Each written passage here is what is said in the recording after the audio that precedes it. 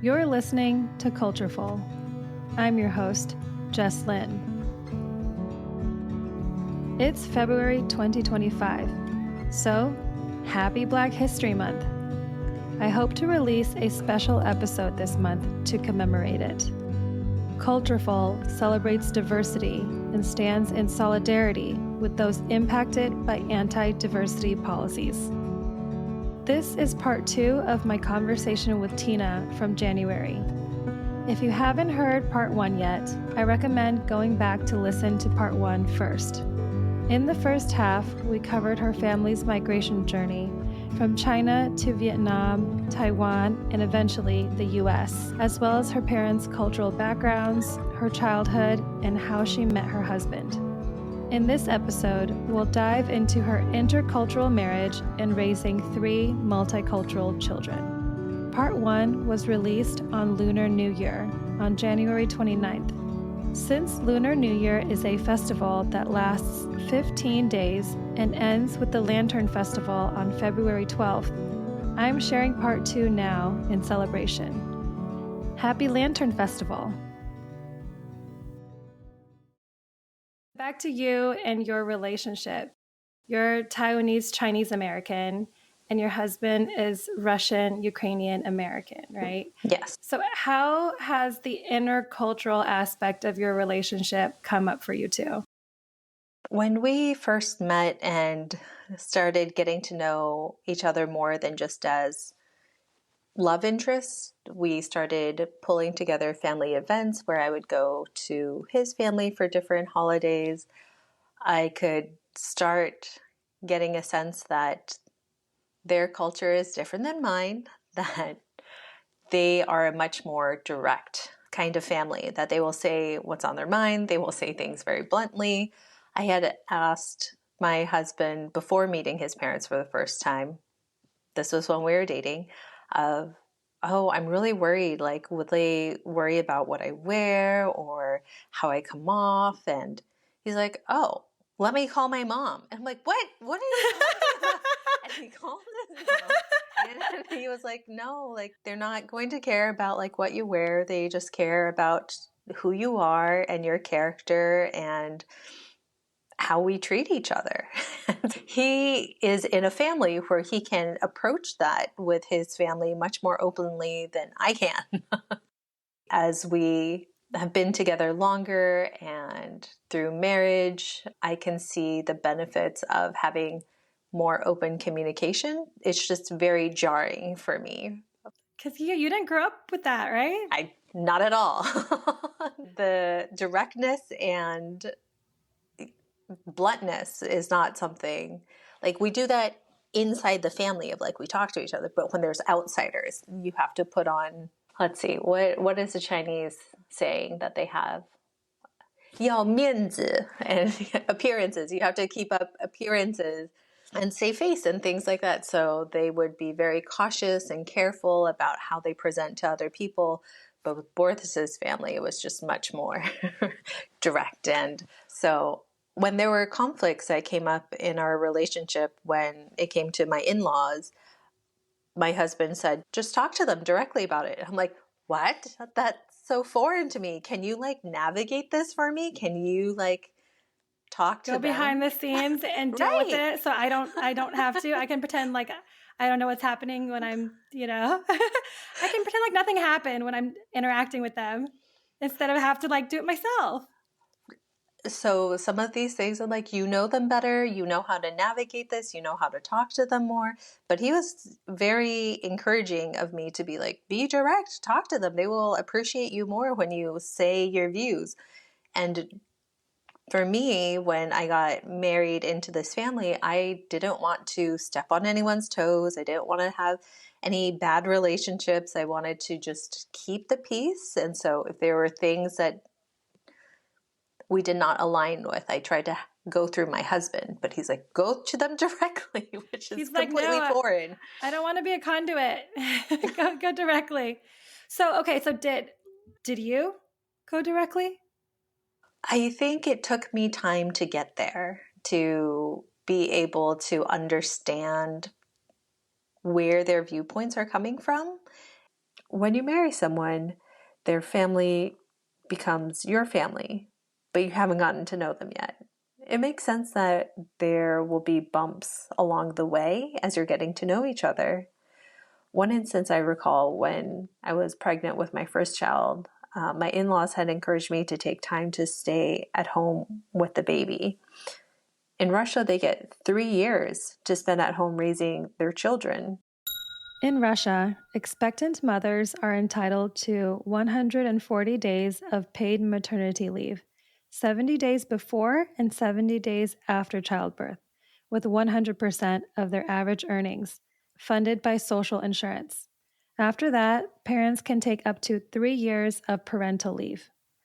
The first year and a half are partially paid, and the remaining year and a half are unpaid, but the parent retains job security. In the US, we don't support mothers in the same way. There's no federal paid leave, there's no subsidized childcare, and there's no job security that supports that kind of leave. From their perspective, they didn't want a young baby to be in daycare and exposed to germs. They believe that what was best for babies is to be with the mom for the first year.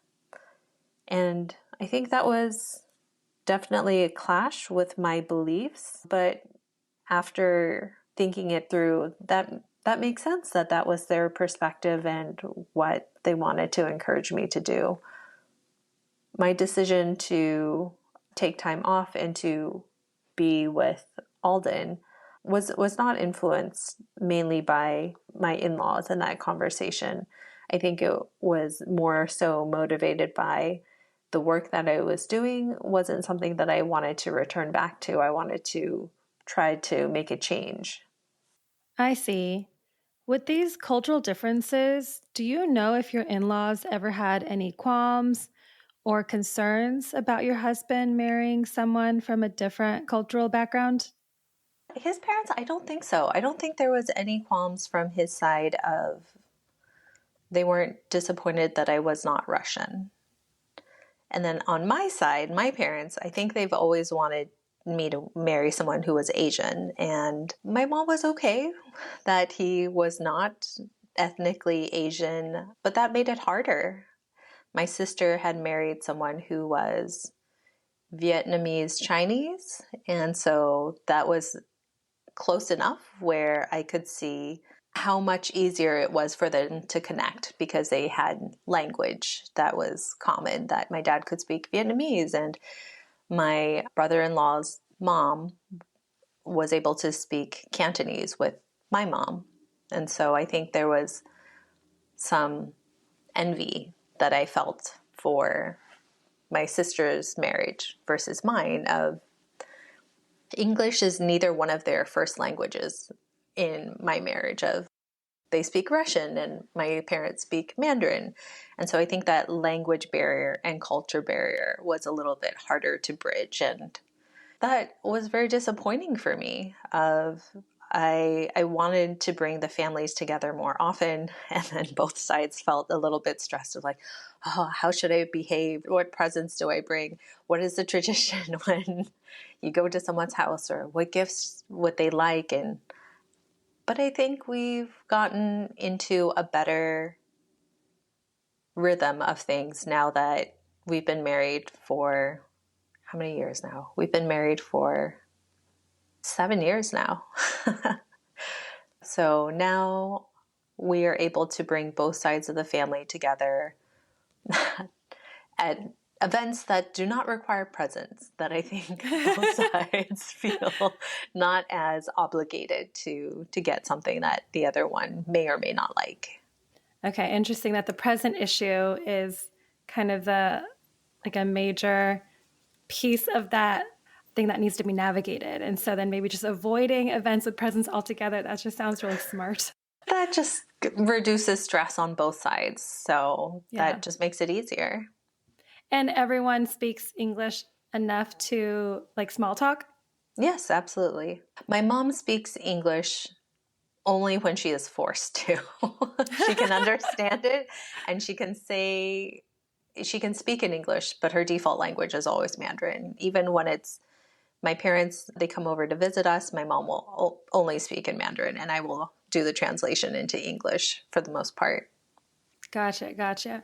Let's dive a little bit more deeply into both of you now as parents, you and your husband. Yeah. What are your kids' ages and names? I have 3 children. My eldest is Alden, who is 6 years old and in kindergarten. My middle child is Viviana, who is 3.5 and in preschool. And my youngest is Ren, who is 7 months old and at home with me. And he is currently napping, thankfully for me. So when Alden was born, or when Alden was coming, I imagine the transition from pre-parenthood to your first kid as being like the biggest change. I'm sure you like end up learning a lot about yourself, like your values and different perspectives on parenting. So when you had Alden, yeah, what was that like for you and your husband, and what were your parenting styles? My husband and I, we were the first to have kids in our family and amongst our friends too. We were the first to have kids in our friends and family group. And so it was a lot of learning on our own of what to do. When I became pregnant, I was a very anxious person. I wanted to do what was best for the baby. And so I threw all of my energy into reading books. I think I've read, 15 books on parenting, and Wow. half of them were about pregnancy and things that I should eat, things I should not eat. I created a spreadsheet to project manage my pregnancy of what to expect at different milestones, like what things I needed to do, what things I needed to prepare for, when I wanted to have the nursery done, when we needed to have all of our things of we wanted to do cloth diapering, and so when do we get all the clothes ready and all of that. I think becoming a mom was the hardest thing I've ever had to do and the biggest change in identity. At the same time that I had my first child, I decided that I wanted to take a step back from work and spend time being a mom. And that was the first time in my adult career that I not worked. And so that was strongly tied to my identity of I am someone who works hard, I'm ambitious, and when I became a mom, I gave that up. And so that was very hard for me to rediscover myself of who I was outside of being a wife and outside of being a mother. And how long did you stay home for? So I stayed home with my son longer than I had expected, because when I was interviewing and job searching, the pandemic happened. So Jan 2020, I was still having a couple of interviews, but by March, everything, I had final rounds and on sites, and then that all dried up and things went crazy and everyone stayed home. And so March 2020, daycares were closed as well. And so I decided, okay, I'm going to stop this job searching and interviewing and just spend time at home. And that's when we decided to have a second child. Okay, so they kind of blended into each other, the timelines. And what were your parenting styles? Our parenting style is very heavily influenced on the books that I've read about parenting. Some of the books that I've read that we use in our parenting are The Whole Brain Child, No Drama Discipline, and Good Inside by Dr. Becky. We focus very much on positive parenting and positive discipline. I think our style is much more child-centric than what either my husband or I grew up with. Rather than punishing our children for their mistakes, we use it as a learning opportunity where we can coach them to do better. In addition, when we make mistakes as parents, we also apologize to our kids. We make mistakes too, and I think it's very powerful when we apologize to them. That wasn't something that I was used to when I was growing up. We also model the behavior that we want our kids to exhibit, and that's one of the most powerful ways that children learn is through modeling. How's your husband's parenting style? my husband didn't have much research when he says, I think we should do things this way. And I'm like, why? How do you think? And these books say differently. Can you tell me more about your ideas? And so I think he definitely, as an only child, my husband grew up very lonely. And so I think he always knew that he wanted to have more than one child. And so I think the dads play this role very naturally because they can't breastfeed the child, is that he was the playful one, that the moms are the comfort and the ones to console the kid, and then dads are the ones that play and do more physical things with the kids. And so I think we both crafted together what we think our parenting style should be and how we should raise our kids and what values we wanted. And I think in this age of technology, we really wanted to have our kids focus more on real life experiences. We limit screen time. We take them out to parks. We take them out on hikes. We try to organize play dates for the kids so that they learn how to be social, especially coming out of a pandemic. My oldest was not used to other kids, but I think he came out of it very well-rounded since being in school.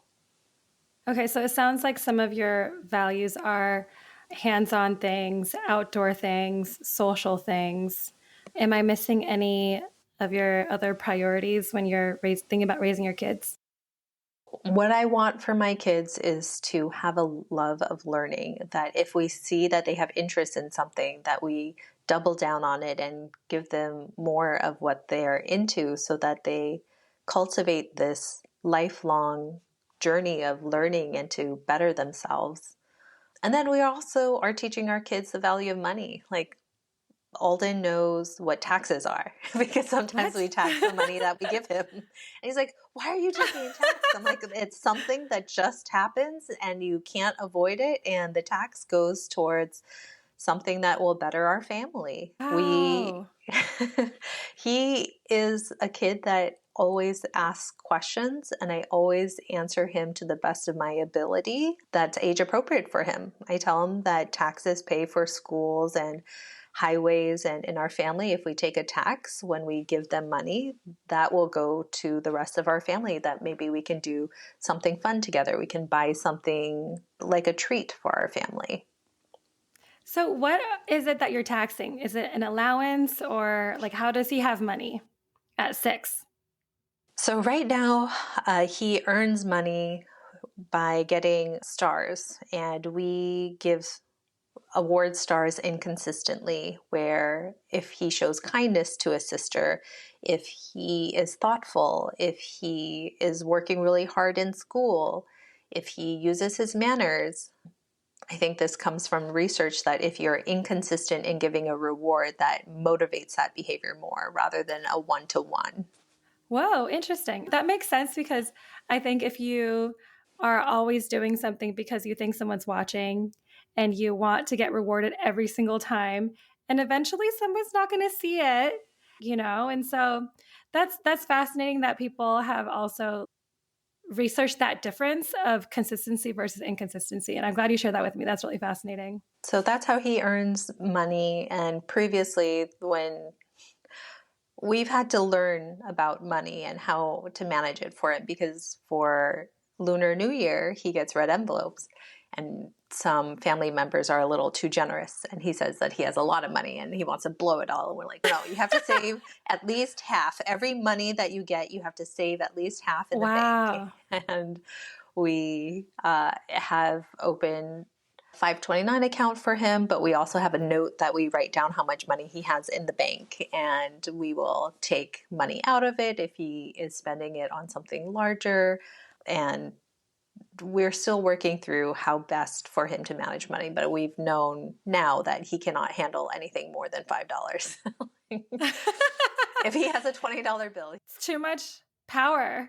He understands how much money costs, and he's worked really hard in his math, and so he can add and know what is a lot of money and what's not. And he'll ask us, like, how much is this thing versus this, and how much does it cost to buy this toy or this candy? And if you save up, then you can buy an even bigger toy. So we're trying to teach our kids financial responsibility at an early Wow. age. I'm very impressed. I'll try to steal that at some point. But I'm sure that takes a lot of work to manage the star system. Does it? The kids have two pieces of paper, one for each kid, and we just put stars on there when we think that they are contributing a lot to our family. And we think that if they have 20 stars, if they've worked really hard, then that can get them $2 and a piece of candy. Like that's I'm curious, like with this kind of approach, it seems like I feel like a lot of my friends who are parents now are doing something with like stars and rewards and just okay, I'm saying this because I have a hard time with like internal validation. I have a hard time validating myself. Sometimes I realize I try too hard to get other people to validate me. And Mhm. that's something that I'm actively working to rewire and to be able to provide myself with healthy validation.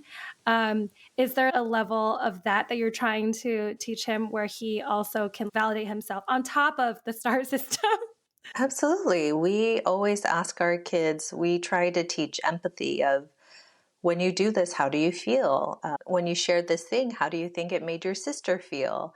Oh, somebody got hurt. How do you think they feel right now? Oh, sad. What do you think we can do to make them feel better? So we try to have them have an internal dialogue. If they say, look at this amazing thing that I made, rather than us validating and saying, wow, really good job. I'm like, oh, show me what you made. Tell me about it. Oh, you made this thing. And rather than saying, oh, that's great or that's wonderful, I ask them, how do you feel? Tell me like what you made and tell me what excites you about it. And so we're trying to foster that internal dialogue that they'll have growing up of how do they give that to themselves. All the new research and not only the new research but also parents updating with some of this new like kid psychology stuff. Like it's so powerful. Hopefully they're going to grow up with different like less of the issues we have. Yeah, I'm sure they're going to have their own issues, but hopefully like less of the stuff that we already know about, and that like is common for our generations. How involved are both sets of grandparents in your kids' upbringings? My in laws have been very fantastic in seeing the kids almost every weekend. They either come to help the kids or we drop them off and they spend time with the older two kids while Ren is at home with me. And my parents, we don't see them as much as I would like. They have been very helpful with Ren this time around. They have been able to be there for me and they have been able to bring me a couple meals and spend some time with the kids, and we're working on making that a more regular occurrence. Nice, nice. Let's take a short break.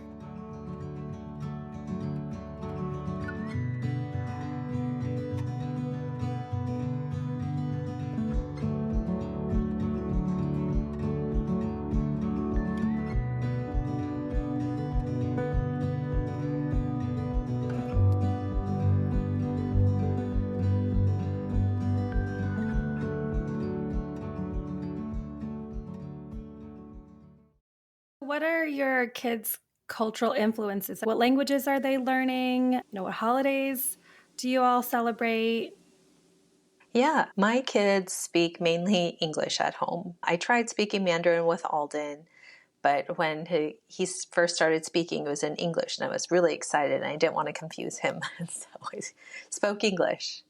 With Viviana, so when she was 7 months old, I had found a full-time job, and we didn't have any childcare that was set up, and so my mom was able to help with Viviana, and I would drive across the bridge in the morning at like 6:30 to my mom's house, and she would help watch Viviana while I worked.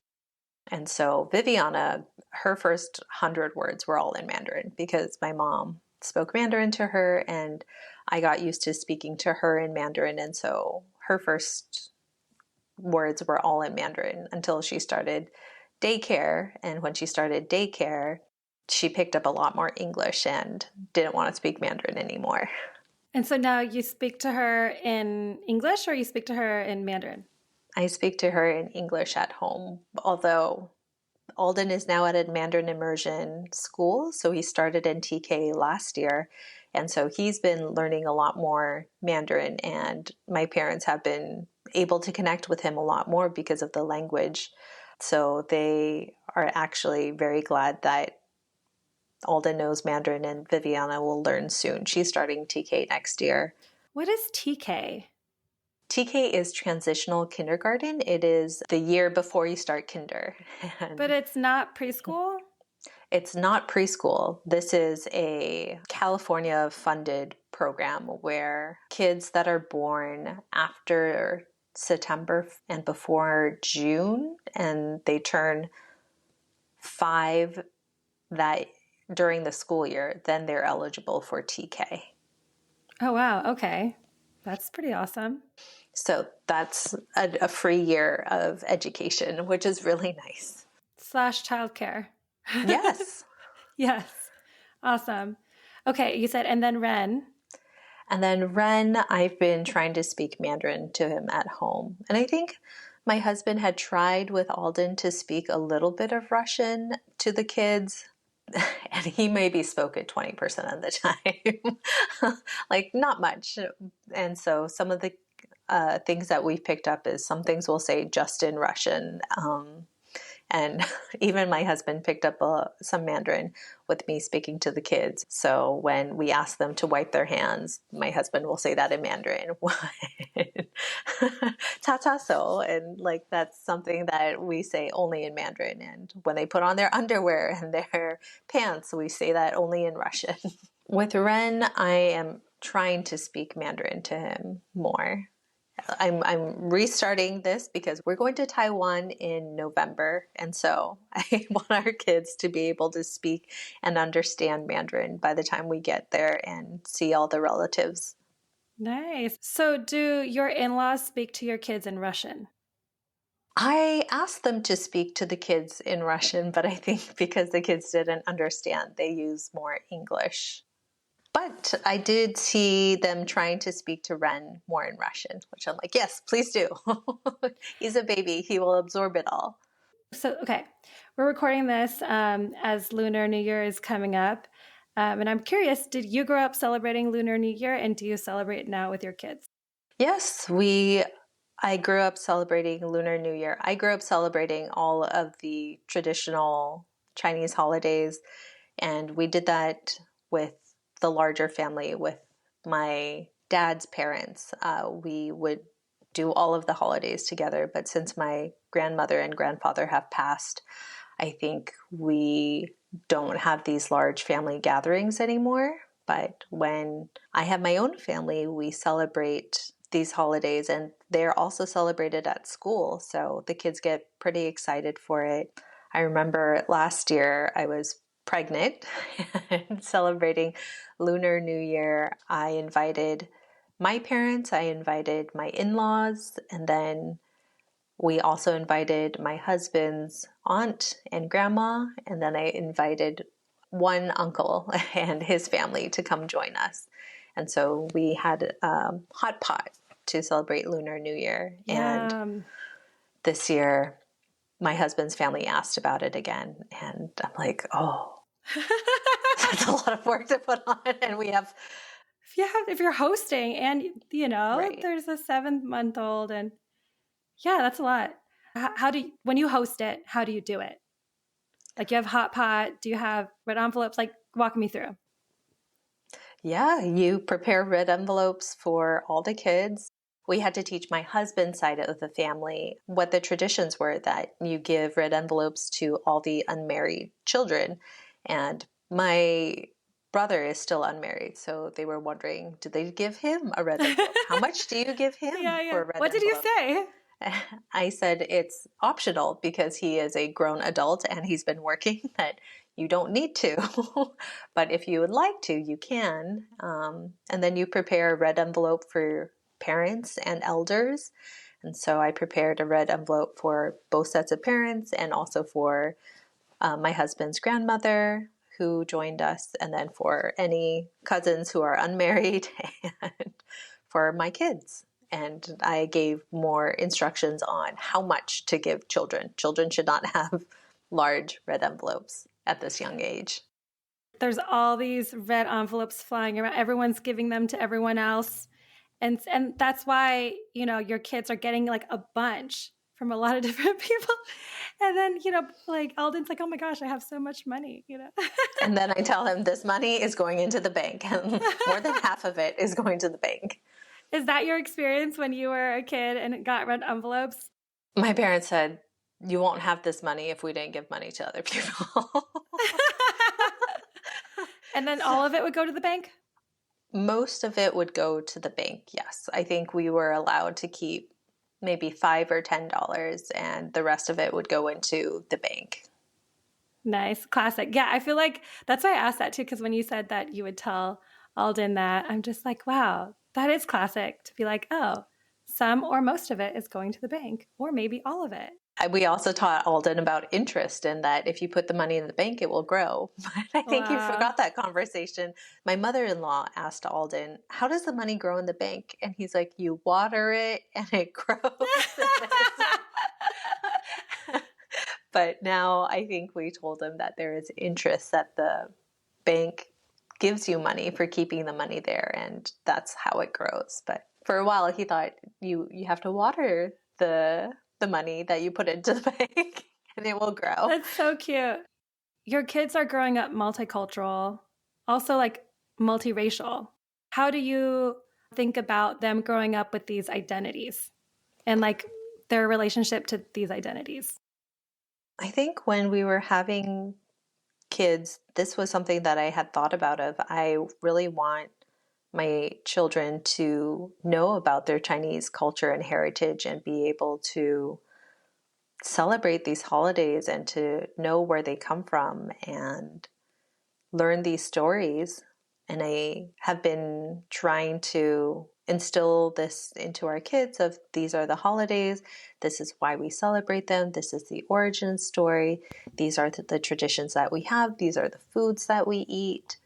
And I think for the Russian side, the way that we integrate some of that culture is we get books about folklore and the different stories that my husband grew up with, learning in Russian about Baba Yaga and the little nesting dolls and where that story came from. We also celebrate some of the Russian holidays as well, and there is Russian New Year. Part of my husband's family is also Jewish, and so I think it's a little bit early for us to expose them to that religion side, but we have tried to expose them to these different holidays and different cultures and why we're celebrating.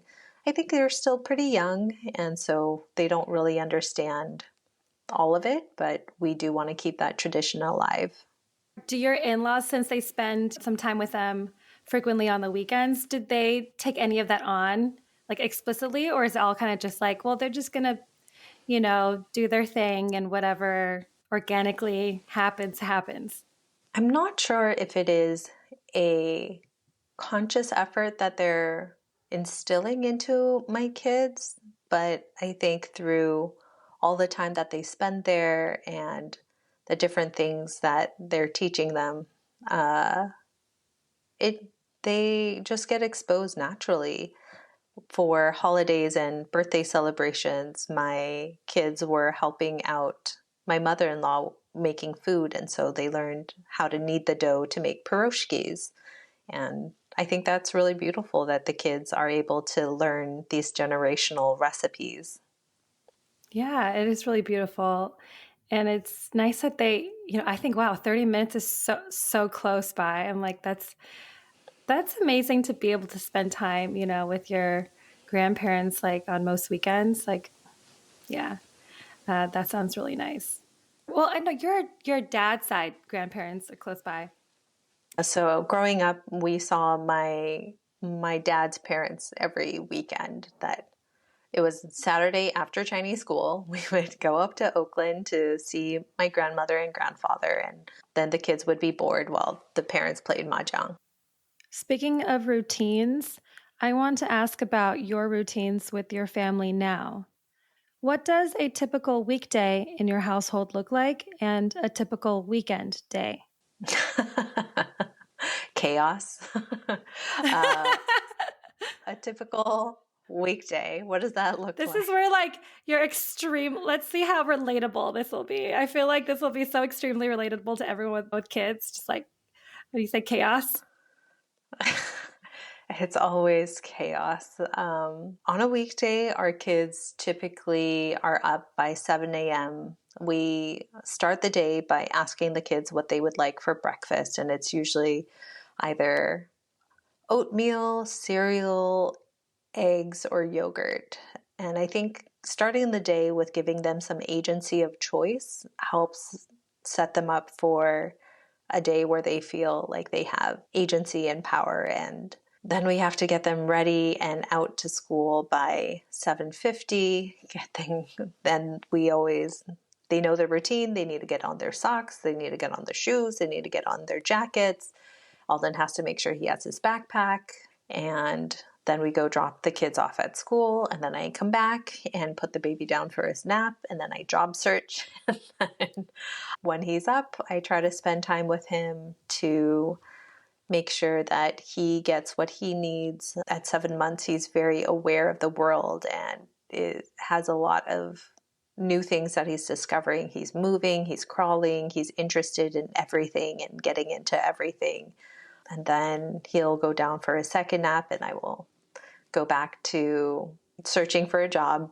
And then when he wakes up during his second awake window, then I have to start thinking about prepping dinner and what to cook for the kids and what things I need to get. I can walk over to the grocery store, pick up a couple of things. I forgot that during the day, I also do laundry and get that started. During times where he's napping, I try to take time for myself or I work. And when he is awake, I try to fold laundry. I try to put the dishes away from the dishwasher. And then when I'm prepping dinner and getting that ready, by 5 o'clock is when we go pick up the kids from school and get them back, get them fed. And it's always a battle of, please keep sitting while you're eating dinner. Please don't get down. Please ask to be excused when you get down. Are you sure you're done with dinner? You didn't eat enough. What about these green things that you're not eating? Oh, You no. make sure that you eat your vegetables. Then we'll spend a little time. If they have eaten a good dinner, we'll spend some time either reading to them or playing with them. And then the kids will start their bedtime routine where they brush their teeth, they wash their face, they'll go potty, they'll floss, and then... Viviana can do all that stuff by herself. Yes. Wow. Yeah, so that's the bedtime routine. And then once they're all done with that, we usually give them 5 minutes of video to watch. Alden is older and has more responsibilities in the house, so he gets 10 minutes of screen time. And he can choose to watch something like Bluey or Pokemon or whatever he wants, or he can use that time to play a couple of games on his iPad, and then we read to the kids, and then we tuck them in. We say it's bedtime. Please don't come out until your hatch turns green. Sometimes they'll come out and say, I can't sleep, or I had a bad dream, or Mommy, I need to potty. I'm like, you can do all these things by yourself. You don't need to come to me. What's a hatch? Your hatch turns green? Oh, a hatch is a nightlight that has different colors that you can set, so you can program it from nighttime to have a certain color. And when it's time to wake up or for them to leave their room, it changes to a different color. So, oh, wow. So you can communicate time with them, even though they don't read time. yes, that's a visual indicator of now is an okay time to get out of bed. And the way we motivate them is if you stay in your room until the hatch turns green, then you get one piece of candy in the morning. And that's it. Candy bribe. Classic. So that is a weekday for us. And then a weekend day, we definitely take things slower. We may turn off the hatch so that the kids just get enough rest for their body to wake up. We'll have a slower morning where we don't have to rush as much to get out the door. So we can do some bigger things like pancakes and waffles on the weekends. If we need more groceries, we'll take the kids to the farmer's market. Maybe we'll have a play date that day, or we'll just have a relaxing day at home where we could bake, we can cook together, we play with our kids, we take them to the park, we have them ride a bike or a scooter around the neighborhood. And I appreciate those days where it's more relaxed. But if the kids start bickering and fighting with each other, then we need to get out of the house, because when they're inside, they tend to get on each other's nerves a lot more. Versus if we take them outside, they are more calm and they play a lot better outside. We also let them watch a movie from time to time. So if they get a DVD from the library, or if there's something that they want to watch, then on the weekend is when we let them watch a movie. Yeah, it sounds like weekends are a lot chiller, and weekdays, they sound busy, which is why I'm so grateful that you made time to hang out for this interview. Now we're heading into the home stretch, and we'll do a couple of time capsule questions next. The first one is, let's say your kids listen to this in 25 years. What do you want to say to them? I think I want to tell them that we love them for who they are. We hope that they feel loved. We hope that they felt seen and valued, and that we gave them a great childhood. We're doing the best we can, and I hope they learn to appreciate the efforts that me and my husband have put into raising them and crafting them into good human beings. Yeah, it sounds like y'all are being extremely intentional, which I'm impressed by. We try our best. The second time capsule question is a popcorny question. In a few words, what are some things that in January 2025, what is each kid into right now? Like snapshots. Alden's into Pokemon. Very easy. Okay. He likes all things Pokemon. He likes watching the Pokemon cartoons. He's into trading Pokemon cards with his friends. Viviana loves Frozen above everything else.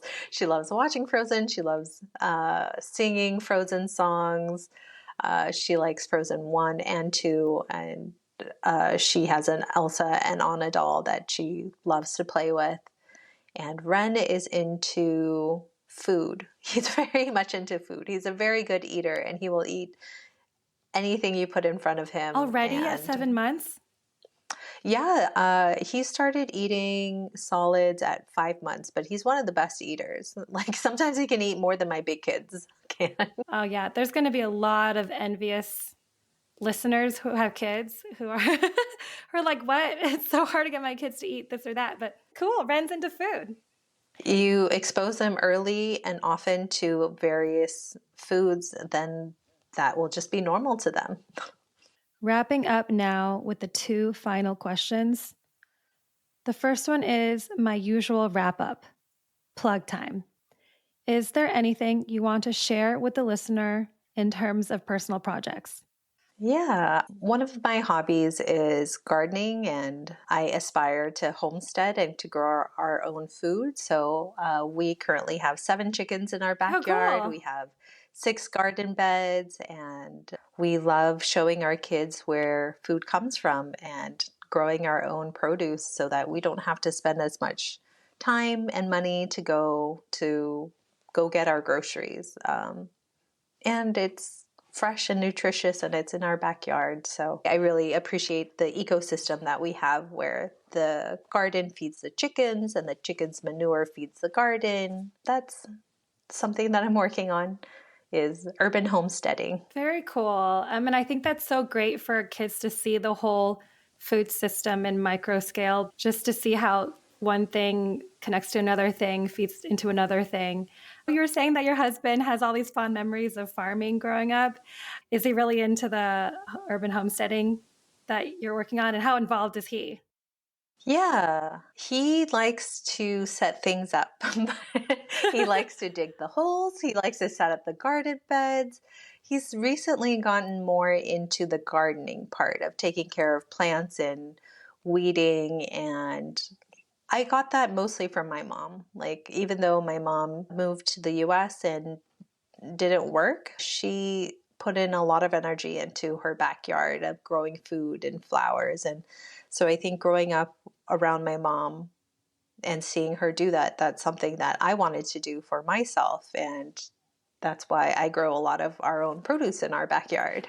I want to inspire others to grow their own food in their backyard. I love sharing the produce that we grow. I want to inspire more people to grow more food for food security, and also just it's fun. It's fun to learn how to grow your own food. It's fun to show people and kids where food comes from. And it's fresh and it's tasty, and there's a lot less waste when it comes to growing in your own backyard. You don't use as much plastic. They're not coming from really far away places. Like, it's just better for everything. Better for the environment, better for your belly, better for your Mental health and all around. And mental health as well. Of gardening is really good for that as well.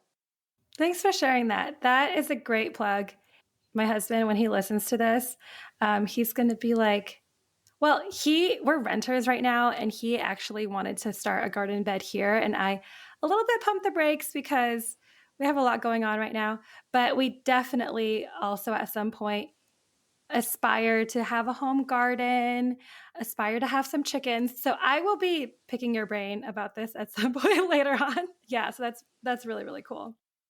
And the final question, which is something I'm testing out, you're actually the first one I'm trying this on. What is a saying, idiom, or piece of advice you grew up with that you want to share? I think the piece of advice I would like to share that has come around is a bit twofold. One is treat others how you want to be treated, and assuming positive intent. If people can be more compassionate to themselves and to others, I think it would make for a better world of where people are kind to each other and empathetic and compassionate, rather than reacting with defensiveness or otherness. That if we can just see each other's perspective, that will help us connect more as human beings and people and friends and strangers. I agree. Definitely. It's not one that came in from my family, but it's something that I've taken to heart that I think creates a better world if we are more compassionate and treat people the way that we want to be treated. Thanks, Tina. Now you've been on a podcast. Yeah, and it was very interesting, and it was about me. Thank you for listening, and I hope you enjoyed this episode. More episodes are dropping soon. Follow and hit the bell button to be notified when new episodes are published. If you like this podcast, follow and review to support and help us grow. Thank you to Shanku Lin 6029, who reviewed the Angie episode with these words. It was fascinating, and she is an impressive young lady, so open-minded and methodical. Shared with a bunch of my friends. Her story is very inspiring. Thanks, Shanku Lin 6029, for the review and sharing with your friends. It really does help. Just a note, you can review the entire podcast on Apple Podcasts, and on YouTube, you can also leave reviews in the comments of each episode. You can also reach out on Instagram at @thecultureful. This episode was produced and edited by me, with advising and executive production support by Ruben Yana Ruben. I'm Jess Lin.